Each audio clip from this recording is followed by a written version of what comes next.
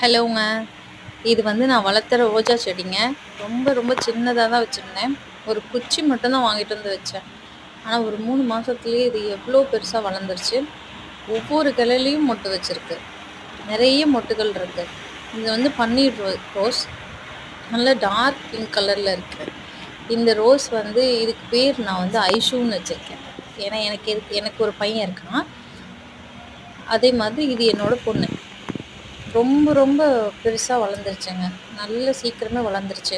இதுக்கு நான் எந்த ஒரு உரமுமே போடவே இல்ல இதுவரைக்கும். அதுவாவே வந்துருச்சு. இது எப்படி வச்சிருந்தேன், இது ஃபர்ஸ்ட்டு எப்ப வச்சது பூ அப்படின்றத லாஸ்ட்டா இந்த வீடியோல நான் அட்டாச் பண்ணியிருக்கேன். அத பாருங்க. எல்லா இடத்துலயும் மொட்டு வச்சிருக்குதுங்க. ஒவ்வொரு கிளையிலயும் மொட்டு வச்சிருக்கு. நல்லா பெரிய பெரிய ரோஸாவே வரும். இதுவரைக்குமே கிட்டத்தட்ட ஒரு 50 ரோஸ் வச்சிருக்கோம்.